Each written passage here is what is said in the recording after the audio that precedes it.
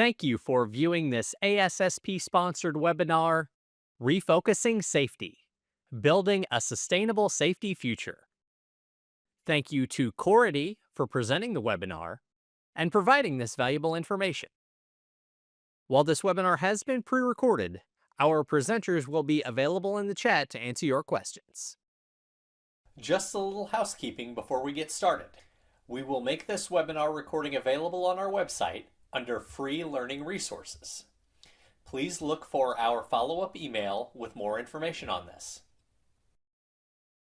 Now, without further ado, we will turn it over to our presenters. Hello, good morning and good afternoon from wherever you are participating from today. Thank you for joining us. My name is Farzana Shah, and I am a product marketing manager at Cority. We are a software provider that provides software solutions for a number of environment, health, and safety and sustainability processes. I recently joined Cority. It's been about 6 months, and I came to Cority from almost 25 years of practicing as an EHS professional, primarily in the oil and gas industry. I'm pleased to be presenting today with my colleague, Alex Folk, and I'll turn it over to him for a short introduction. Thanks, Farzana. And thanks everyone for joining today's webinar. My name is Alex Folk, and I'm a Solutions Consulting Manager at Cority. I joined Cority in 2019, and I've worked in various positions in professional services and pre-sales over the past several years. Prior to joining Cority, I spent nearly a decade in various EHS roles for a handful of companies, primarily in the manufacturing and logistics sectors. And I'm excited to share our insights with you today. Great, thanks, Alex. So for today's session, we'll be looking at a few best practices that we believe will provide a solid foundation for any safety program, regardless of where you are on your safety maturity journey. These practices are meant to provide for a resilient and sustainable program that should weather any type of storm that organizations are constantly needing to battle, which is why we titled the webinar, Keeping Your Eye on the Prize, which of course is ensuring the safety and well-being of those who essentially put their lives in our hands to make sure that they are protected from the dangers of their daily work activities. So to get us started, I wanted to share this quote that I recently came across. It's from a contemporary American author named Charles Martin. He's written a number of novels, one of them called The Mountain Between Us from 2010, where this quote comes from. This is actually a movie as well, starring Idris Elba and Kate Winslet, if anyone's interested. The quote caught my eye as it's very relevant to what we wanted to cover today. Life is complicated. It's a fact, and there's no getting around it. And it seems that life gets more complicated as time goes on. We live in a world that's constantly evolving. Every day we encounter distractions and complications that seem woven into the very fabric of our daily routines. Whether it's the never-ending flow of information, the pressure of tight deadlines, or unexpected challenges that life or work throws our way, it often feels like there's always something demanding our attention. But amidst all the noise, there's one thing that we have to prioritize and hold as non-negotiable. It's our commitment to safety. Regardless of the challenges that we face or how overwhelming our environment can become, maintaining a sharp focus on safety is vital. It's crucial for our overall well-being, our success, and ultimately everyone's peace of mind. For those new to safety, it can get pretty overwhelming. But even for more seasoned professionals, shrinking EHS departments and budgets are resulting in higher workloads and greater expectations falling on the shoulders of the remaining few. And it doesn't take much for things to spiral quickly out of control. In these circumstances, it's natural to look for the next new safety idea, the next new theory, or fad to help you get your program back on track. The proverbial silver bullet does not exist. In reality, for those struggling to regain control of their safety performance, going back to the basics and focusing on a few fundamentals is far more effective. Today, we want to dive deeper into this very topic, the importance of staying focused on the foundations, especially when life gets complicated. So for the agenda today, we'll be covering the following topics. We want to first share an incident that's very relevant to our discussion to highlight the points that we'll cover. It's a very familiar event to many of you, but we wanted to highlight some of the key learnings from that event to lead us into today's conversation. We'll go into some background of why we believe the EHS discipline has become so complicated, and then we'll share what we believe are 5 best practices that can lead to a resilient and sustainable safety program, regardless of our daily distractions. The first one we'll cover is around redefining how safety success is measured. Then we'll look at how we need to seek to learn from failures rather than place blame. We'll talk about the importance of engaging the front line. We'll review the importance of conducting workplace inspections. And then we'll talk about how technology can support your safety program. And then we'll end with some key takeaways and hopefully some FAQs. I'll hand it over to Alex now to get us started with the incident review.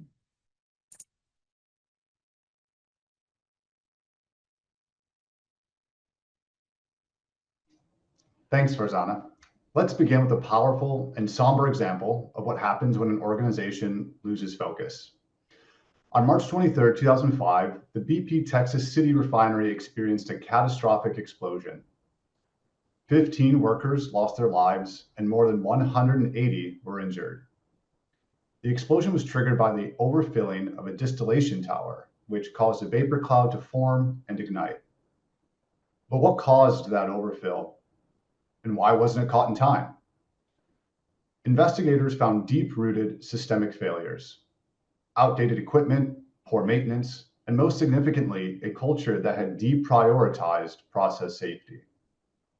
Warnings had been ignored, near misses had become routine, and leadership had allowed production targets to outweigh safety concerns. And here's something that resonates with many of us. Amid all of this, safety had become overcomplicated. There were layers of procedures and checklists and bureaucracy, but not enough clear, actionable focus on the fundamentals. The simplicity of do the right thing the safe way every time had been buried under complexity. When safety becomes a tangle of policies instead of a shared mindset, people disengage. They assume someone else is responsible. They stopped seeing the signals right in front of them. At Texas City, that complacency proved fatal. And this wasn't just a one-off error. It was a cumulative result of losing sight of what matters most. They took their eyes off the prize, and the cost was tragic. Farzana? Great, thanks, Alex. So let's review a bit of history that has led to some of those complications that Alex just mentioned from that very tragic event. In a 2020 article, Peter First, who's an organizational and human performance consultant, noted that our present challenges with safety management can be traced back to when the first safety standards were issued nearly 50 years ago. According to First, due to the number, size, and complexity of safety regulations introduced in the 1970s, most industries decided early on that safety needed to be handled by experts, freeing up line management to focus on running the business. First called this change the bifurcation of responsibility, and it essentially removed operations from direct responsibility to manage safety. This decision led to safety experts being viewed as enforcers, or as we all know, safety cops, responsible to conduct inspections, identifying and controlling risks, and ensuring that workers were following the rules. And unfortunately, this bifurcation also contributed to the idea that safety and production were in conflict. And sadly, that idea still exists in many organizations today. As safety theory started focusing heavily on worker behavior in the 1980s, organizations began to view their employees as problems to be controlled. And that view, along with increasing regulation that placed higher onus for prevention on employers, led many companies to design their safety programs predominantly to manage legal liability. Procedures written in quasi-legal terms and training courses were intended to control worker behavior and show regulators that if something bad happened, it was because the workers didn't follow the rules, even after management told them to. And then pretty soon, safety programs largely consisted of binders of specific procedures guiding how work was supposed to be done, and safety experts spent their time conducting tours to find and correct behavior that didn't conform. When companies discovered more bad behavior, they simply added more rules, creating a bigger mountain of things to be managed. But as organizations became leaner and EHS departments started to shrink, the responsibility to manage that ballooning program fell on the shoulders of the remaining few. And while all this was going on, safety performance started to plateau. So for organizations struggling to regain control of their safety program, what do? The key to success lies not in more rules and complexity, but in refocusing our safety programs to be simpler, more inclusive, more engaging, and more sustainable. Great. Now let's talk a bit more about safety ownership. As mentioned earlier, one of the original sins when modern safety management was developed was that line management was removed from program responsibility. This separation resulted in the conflict between safety and production that still exists today. While organizations are often advised when designing their safety program to communicate their commitment, it is equally, if not more important, that senior leaders clearly set a tone amongst the workforce that safety is owned by the business. Line managers are responsible to manage safety along with all other responsibilities: production, quality, on-time delivery, cost, etc. And safety is not mutually exclusive to other aspects of the business. And safety experts aren't program gatekeepers, but rather advisors and coaches to line management, helping them identify problems, helping them resolve issues, and building their internal risk competency. Those expectations should be incorporated into position descriptions and job offers to ensure that they are understood early. One concept of this that we wanted to talk about today is the internal responsibility system, or the shared responsibility for workplace health and safety. This is a concept directly and indirectly found in several regulations, including in Canada, in the UK, in Australia, and the EU, and it is also indirectly referenced in the ISO 45001 standard. In the IRS model, employers, supervisors, and workers all share accountability for safety. Employers are responsible for providing a safe work environment and resources. Supervisors are responsible for implementing safety policies and ensuring compliance. And workers must follow safety protocol and report hazards. This shared responsibility is integral to creating a sustainable and effective safety culture in the workplace. EHS or safety teams become the coaches and advisors to the business, facilitating communication and collaboration on safety issues. Farzana, back to you. Thanks, Alex. All right, so now that we've set some context, let's get into the fundamental best practices that we believe will lead to a sustainable safety program and overall positive safety culture. The first one that we wanted to share is around redefining how you measure safety success. Most organizations today still measure safety success by the absence of failure or the absence of accidents. Essentially, the theory is that success happens when nothing is happening. But just because we aren't having any accidents doesn't mean that we're safe.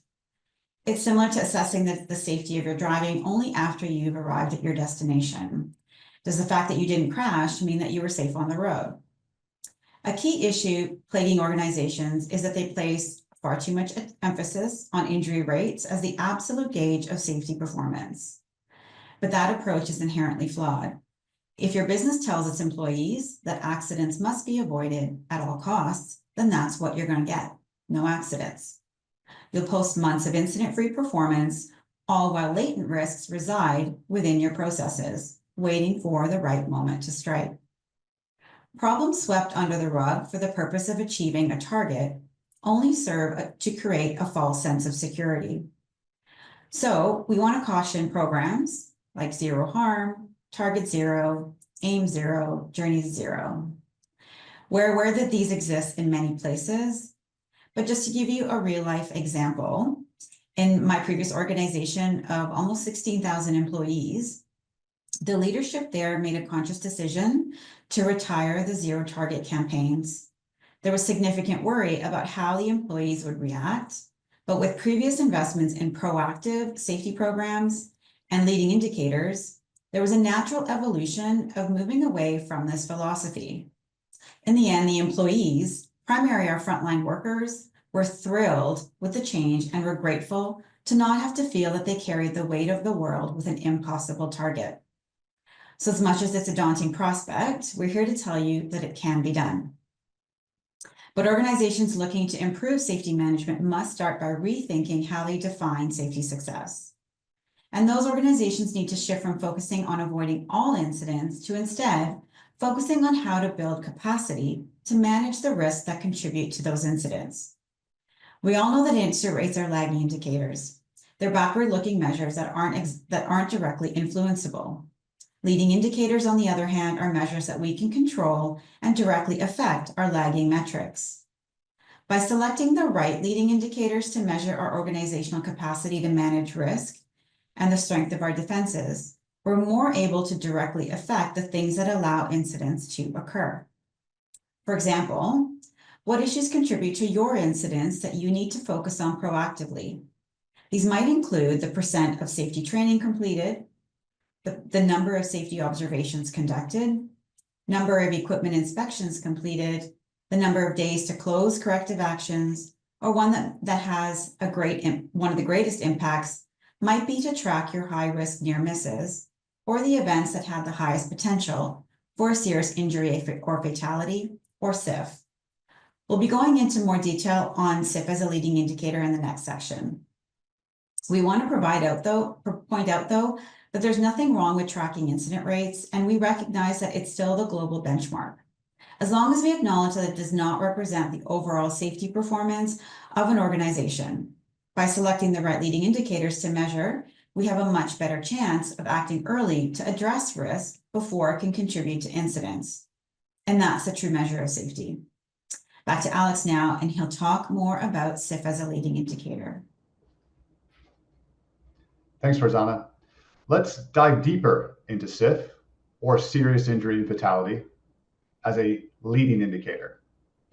Understanding these indicators is crucial for us to proactively address safety concerns and foster an environment where we can prevent incidents before they happen.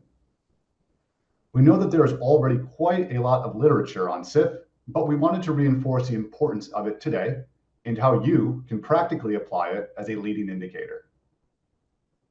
The key point is to maintain focus on SIF precursors, particularly the STKY or sticky indicators, put another way, stuff that will kill you.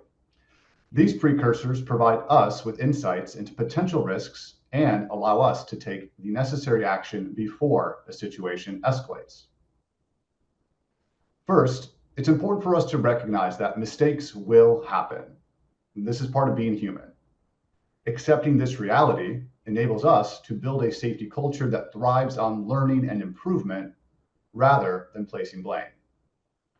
With that acceptance comes the responsibility of organizations to proactively build in controls. It's vital that we design our systems and processes acknowledging that failures will occur. Not if, but when. This concept is known as failing safely. By doing this, we can significantly mitigate the impact of these failures. An example of a SIF leading indicator is one that focuses on critical control verifications. These verifications are essential as they help us assess whether the controls we have in place are effective and being adhered to. The HEKA, or High Energy Controls Assessment process, is a great example of this. Some of you may have already heard of this practice. It was developed in collaboration between the Construction Safety Research Alliance and the Edison Electric Institute.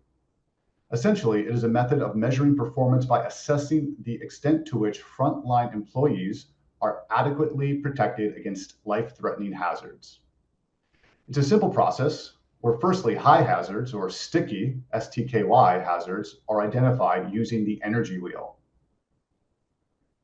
These are then evaluated against specific jobs or tasks. Controls are implemented, and these should be considered critical or direct controls, as they should directly be able to mitigate the consequence of a serious injury or fatality. During a HEKA assessment, the hazard is evaluated to determine whether the control is in place, which indicates either success, or not in place, which indicates that there is an exposure that needs to be addressed. HEKA information is designed to be collected during typical site visits by observing work conditions and engaging with frontline employees. Tracking and learning from HEKA could redirect attention from lower severity incidents to conditions that have the potential to be life-threatening or life-altering, which would be an important step toward the elimination of SIFs. If HEKA is applied consistently across the company, it has the potential to support shared learning and benchmarking. And it could lead to the eventual replacement of global lagging measures like injury rates. Farzana, back to you. Great, thanks, Alex. So the next best practice is seeking to learn from failure rather than place blame. We wanted to start this one with a short story. The B-17 was an aircraft used heavily by the US Army to conduct strategic bombing raids over Germany in World War II. During the 1940s, the B-17 was involved in a series of seemingly inexplicable runway accidents where planes were continuously crashing on landing. At first, the US Army, convinced that the planes were crashing due to pilot error, focused intently on pilot training as a means to reduce the events. But nothing changed. After an in-depth investigation, the Army discovered that these crashes had less to do with pilot error and more to do with the design of the system.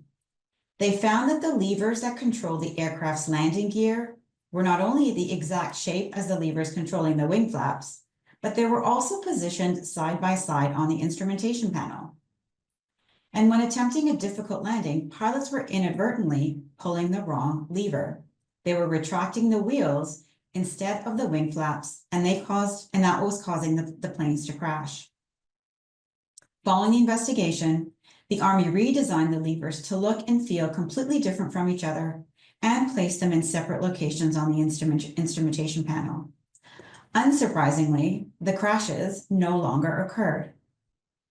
So what this story reveals is that we all have an inherent bias when we look at error. We tend to overestimate personality factors and underestimate the situational factors to explain observed behavior. In other words, we focus more on why the person involved didn't act the way they were supposed to and pay much less attention on the circumstances that may have influenced them to act that way in the first place. As well-known safety expert Todd Conklin says, you can either learn from an event or assign blame for the event, but you can't do both. Jumping to issue discipline might feel like the right thing to do, but we need to recognize that doing so may come at the cost of understanding how to improve our systems to prevent the next event. While blaming individuals also may be more emotionally satisfying than targeting systems, it's very often less effective. And it's why we believe that incident investigations must be approached with the primary goal of learning where weaknesses in our defenses exist or could develop, and focus our energy on addressing those gaps. Discipline should be reserved for only the most egregious cases. Issuing discipline unfairly will erode workforce trust, it'll stunt learning, and it may damage the engagement needed to manage risk sustainably. Back to you, Alex. Thanks. So the next best practice is ensuring that frontline workers are frequently engaged in safety conversations. Now, as we saw in the BP Texas City incident that we shared earlier, a contributing factor was the disengagement of the workforce. It's not uncommon in organizations for frontline workers to view health and safety as entirely the responsibility of management. And this is often because management fails to effectively engage workers in the health and safety process. With limited resources, management cannot possibly detect and respond to every issue or risk on its own to prevent injuries in a sustainable and scalable way. They need the assistance of the workers closest to the risk to let them know what's happening moment by moment, where attention needs to be focused, and to empower these workers to take action when required. If the workforce feels excluded from the health and safety program, they will not feel accountable to help create and sustain that safe work environment. And this is where the internal responsibility system can be very effective. The research also speaks for itself. In 2016, Gallup conducted an extensive meta-analysis of health and safety data involving over 200 organizations and nearly 2 million employees.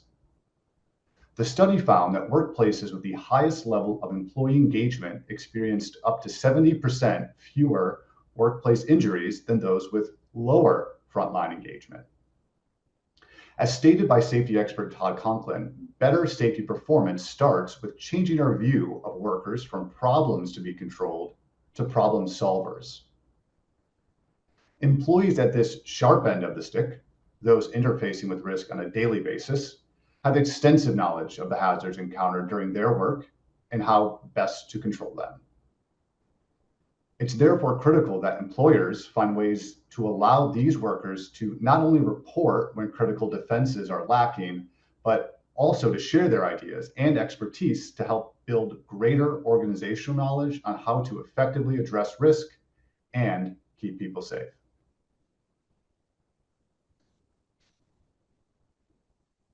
Okay, so the next topic that we believe needs to be part of the foundation for any safety program are workplace inspections. If we were to drill down into incidents across many companies, we'd likely see that they were either directly caused or indirectly influenced by something in the workplace. A missing guard leads to a worker's hand becoming entrapped in machinery. Cooling water from a leaking pipe leads to a slip and fall.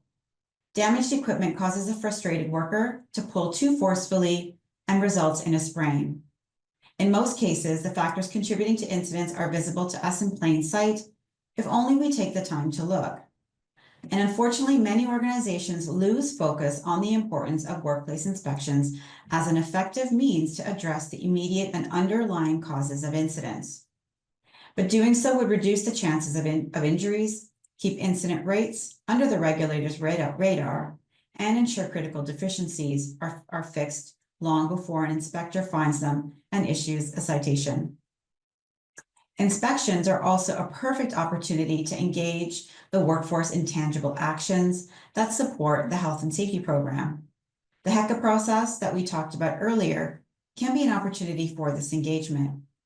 These checks offer the chance to pair frontline workers and management leaders, helping to build relationships, exchange ideas, cross-train, and demonstrate shared commitment toward injury prevention.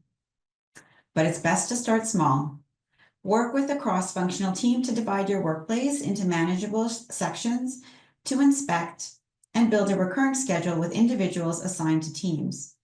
Review the results of your inspections with the workforce, perhaps at a monthly safety meeting, to solicit ideas on possible solutions to found problems, and then post inspection results in a common area to keep your workforce apprised of progress.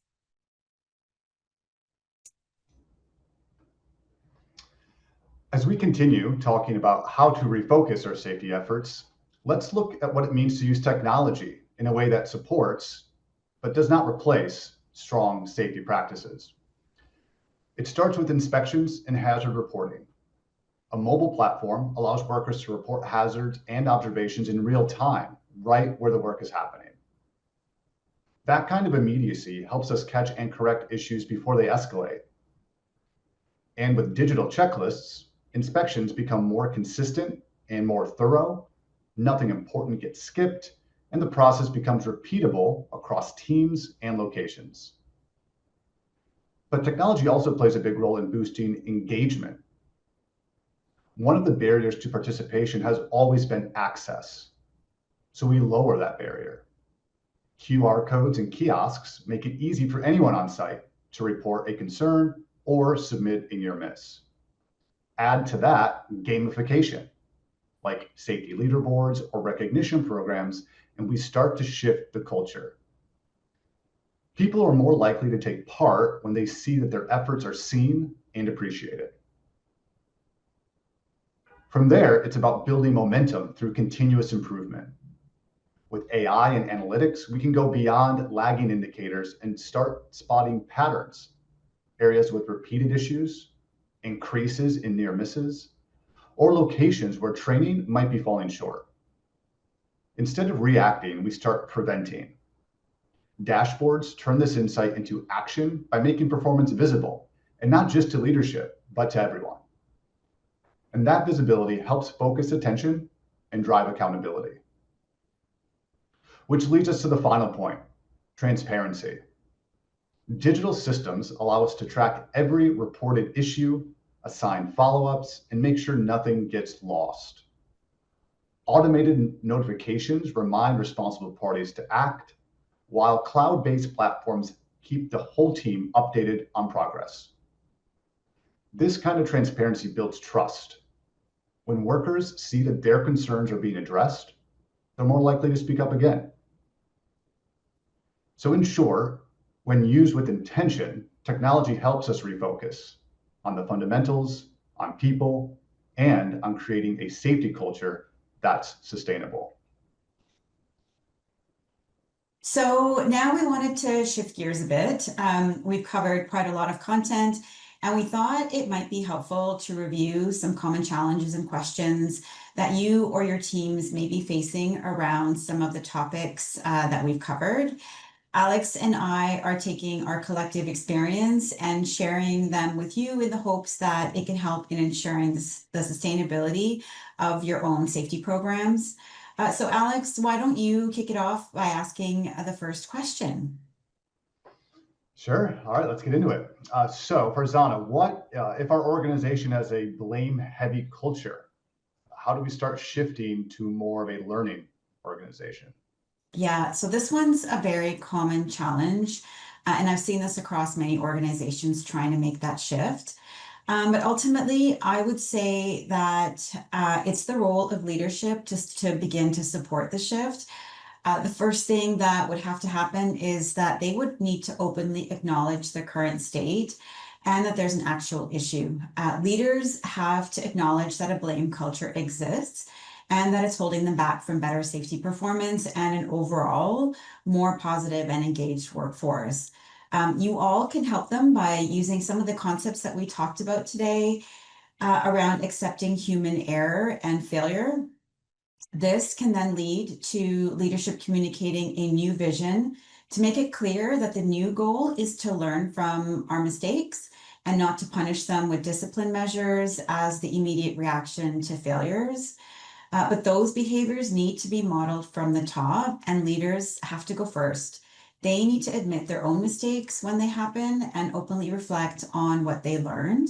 For example, if an incident investigation found that there were systemic issues that led to a worker getting injured, leaders should acknowledge their role in that system and then commit to making change. Then they need to cascade that philosophy and begin to reward that same transparency across their organization.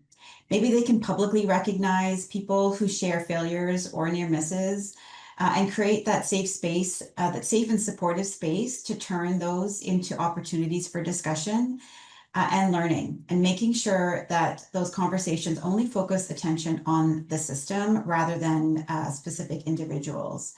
It's also a great opportunity to highlight specific actions and their impact. So for example, an employee may have flagged a pressure gauge inconsistency, and that may have prevented a downtime event, and that would be a great opportunity to share that event. And then I'd say the second thing that organizations can do is to redefine how they think of accountability. So this is really about changing the language around how we talk about failure. So we need to go from using words like who is at fault and shift to more language around learning. And so asking instead, what can we learn from this event? So similar to the B17 story that we shared earlier, in practice, organizations can implement a postmortem process after incidents where they focus on their systems and processes rather than focusing on individuals that didn't conform to a specific expected behavior. And then another term for this that some of you may have heard of is conducting a learning team. And then from these discussions, you would document and share these learnings across your organization. And another practical example of something that I've seen work really well in one of my previous organizations is creating a summary document or what we called a yearbook of SIF events. And though that book included learnings that we shared across the organization, and as well, we shared it out to the contractor workforce. And this illustrated an openness to accept our failures and then communicate them and then commit to learn from them so they don't happen again. And when this was published every year, leaders and workers were excitedly waiting for the next issue so they could use it in their toolbox talks or safety meetings. So it proved to be a really effective learning tool. Yeah, that's great, Farzana. And I actually have another thought on the topic. Another idea that's important, I feel like, to shift culture is to build a safe space to experiment. So starting with like small pilots or safe to fail initiative where people can take risks and reflect without any fear, oftentimes serves organizations well. Then you would use what you learn to improve broader operations. So as an example, you could be a process improvement sprint where you create a time-bound experiment or a team tests a small change without any formal consequences if it doesn't succeed. Maybe your team finds that you have delays in equipment maintenance because there were gaps in the shift handover process.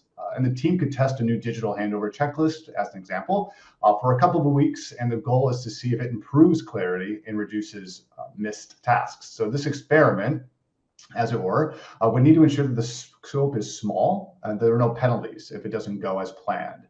And there's full visible leadership support. So again, going back to that engagement that we've been talking about.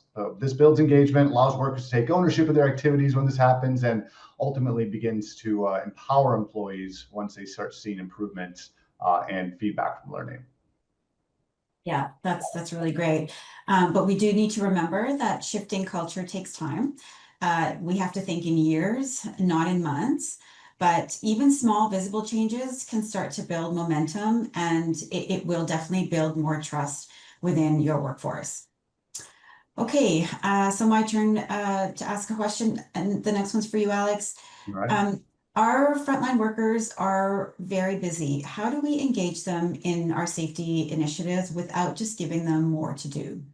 Yes, everyone's busy, and that's a very real challenge. So in my experience, frontline workers often feel stretched already, constantly facing just their daily jobs, on distractions, even on the work in the workplace. So any new safety effort has to work with their reality and not against it.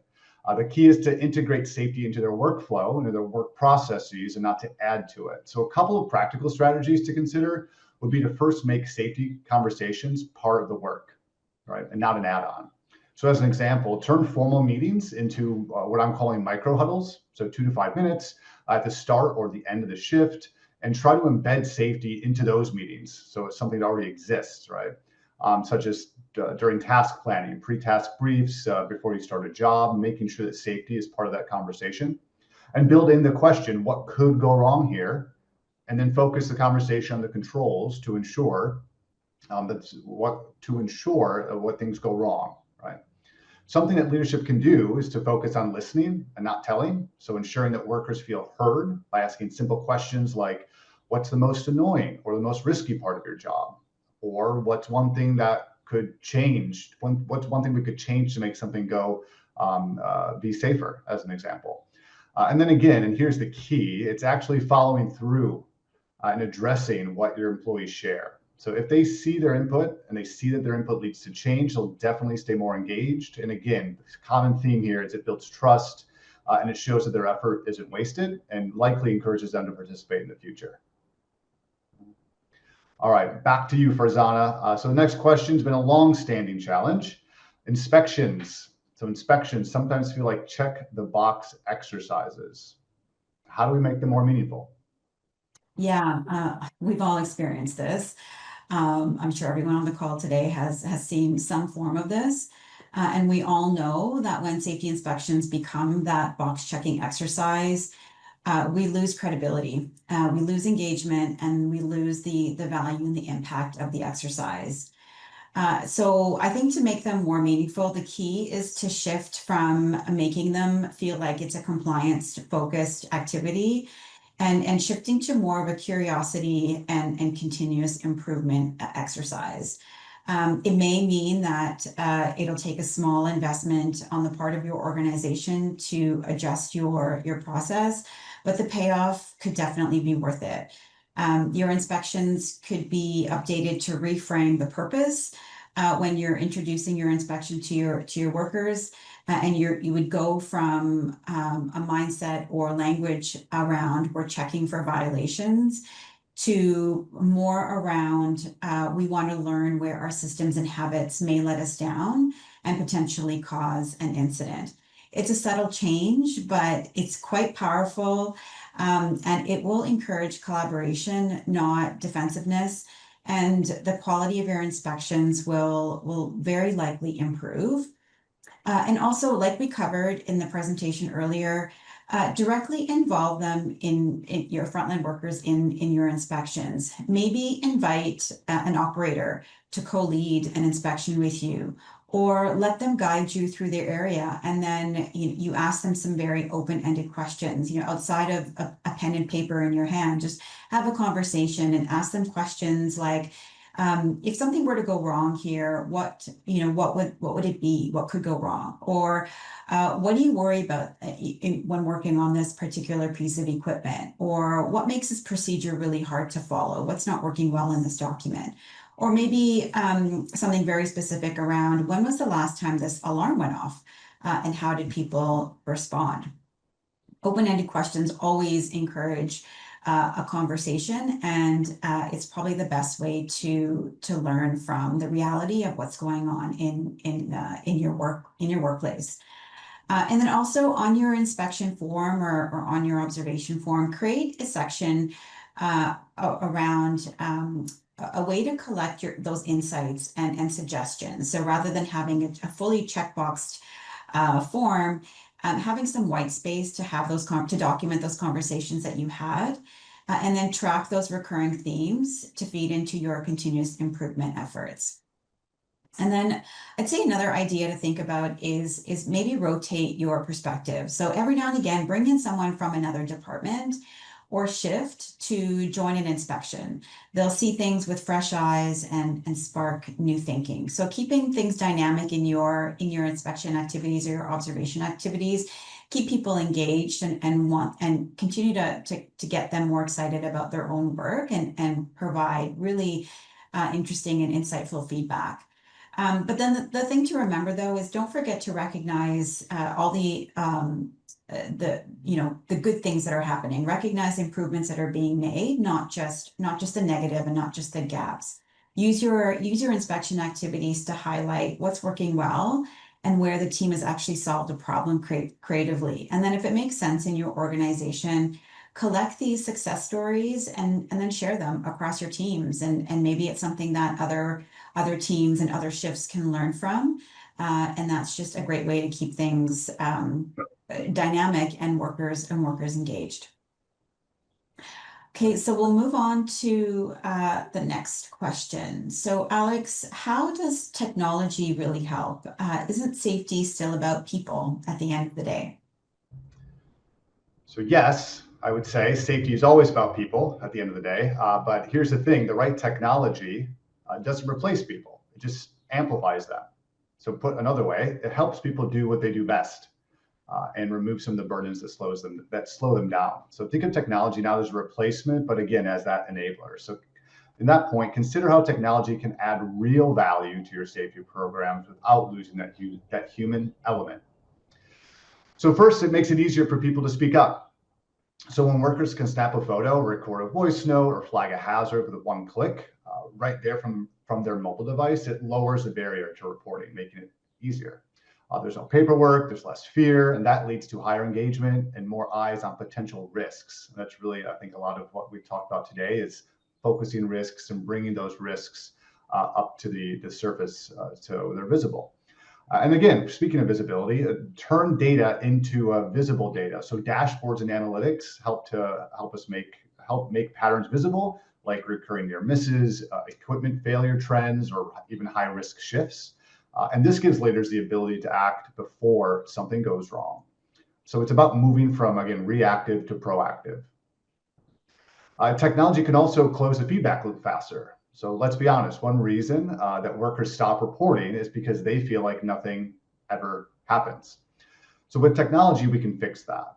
We can configure automated notifications, real-time resolution tracking, potentially showing workers what's been fixed. And again, that builds trust, keeps them engaged, and it keeps the system working. It's this feedback loop.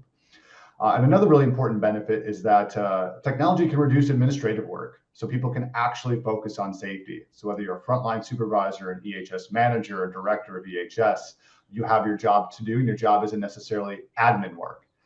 So that's important. That's an important piece as well. So when we can automate repetitive tasks like documentation and checking and checklist tracking and audit trails, we give safety professionals and supervisors and managers time back in their day to do what really matters, which is engaging with their teams and improving the systems on the ground. And finally, I think it creates shared accountability. Technology does. With cloud-based tools, visibility is shared. So from the frontline workers to the supervisors to safety committees to leadership, and that breaks down silos and again builds this shared responsibility mindset that aligns with that internal responsibility system that we talked about earlier in the presentation. So again, yes, safety always starts with people, but when we combine the best of people and the best of technology, that's when we really start to make some moves. So, all right, Farzana, my question back to you. Question 5, what's one thing we can do tomorrow to start refocusing our safety efforts? Yeah. Well, I'd say the most effective thing that you can do right away is, first of all, think about starting small, stay focused on the fundamentals, and you want to start asking yourself things like, if we want to look at, maybe one core safety activity that we do regularly. Think about maybe your inspections program or your hazard reporting or your near miss tracking system. And ask yourself, is it simple? Is it timely? Is it impactful?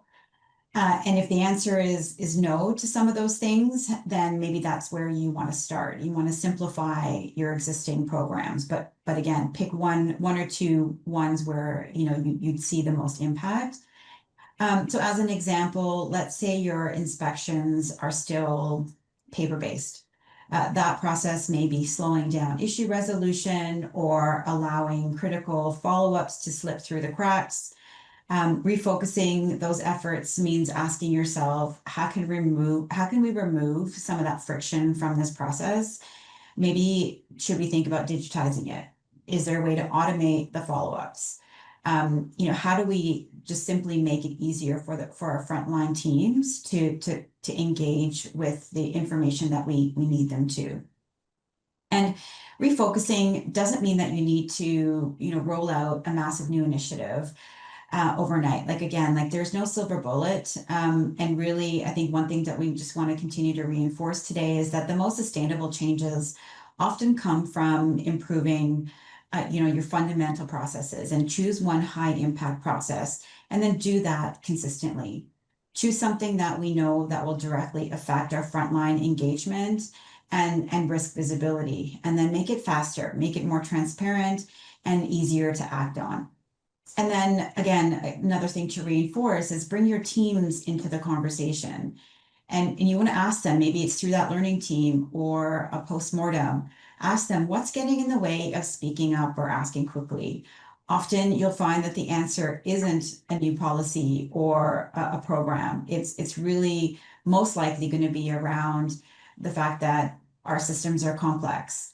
And we built complex systems that it makes it too difficult for workers to comply to and to wade through in the middle of their already busy day. And so when you make these safety tools more intuitive and immediate, you do get better participation, better data, and then ultimately better outcomes. So refocusing means stripping away all of that noise and cutting down on the clutter, zeroing in on the things that truly prevent harm. But you have to start small, one bite at a time, be deliberate about it, and then the momentum will definitely start to shift. Okay, so Alex, let's head into the last question now. We talked a lot about leading indicators and one being SIF potential as a great example. But in addition to that, how do we choose the right leading indicators for our organization? Yes, such an important question. So I'm glad that you asked it. And honestly, it's one that every organization should revisit regularly. Right. So choosing the right leading indicator isn't just about picking the popular metrics or what you read on a website or an EHS a webinar potentially. Every organization is different, right? So it's really about identifying the signals that matter the most to your specific risk profile and in an operational context. So what risks your people are experiencing on a daily basis. And the first place to start is by asking, where do we face the greatest potential for harm? So what are the tasks, what are the environments or processes in our organization that carry the highest risk? For a construction company, that might mean working at heights, mobile equipment, or dynamic job sites. So you want to focus on indicators like near miss reporting, fall protection audits, or toolbox talk participation as some examples. And shifting gears to manufacturing, the focus might shift to equipment reliability or safe startup checklists, or even permit to work compliance as some leading indicators. So next, ask yourself, can this indicator be influenced by frontline behavior? Again, one of the biggest advantages of leading indicators is that they're actionable. They give you something to respond to before an incident occurs. So it's essential that the indicators you choose are directly tied to behaviors your workforce can control or improve. So for example, tracking whether pre-job risk assessments are being completed or how often hazards are being reported and how often are those closed out. Then look at measurability. So a great leading indicator is one that is simple to track and consistent across all teams and is easy to act on relatively. If it takes a lot of effort to collect, or if the data is hard to interpret, it's unlikely to be a useful leading indicator. You want to avoid indicators that just become noise on a dashboard, because at that point, they're not really leading anything. It's also helpful to involve your teams, so especially frontline workers and supervisors, in selecting what those leading indicators should be. Asking them what would help you stay safer, or what's a meaningful sign that we're doing things the right way even. This not only improves the quality of your indicators, but also builds that buy-in and trust, again, that we've been talking about throughout today's presentation. And one more thing, don't feel like you need to track everything at once. Another kind of change management aspect to everything we've talked about today is starting small. So it's far more effective to start with 3 to 5 indicators that are tightly aligned with those critical risks that you identified in your safety goals, than to overwhelm your program by picking dozens of leading indicators to start with. So when in doubt, just remember the best leading indicators are those that lead to action. And if you're seeing data and you're doing something with that data, which is to say coaching, training, or improving, that's really when you start to see the most bang for your buck, and when indicators truly become tools for prevention.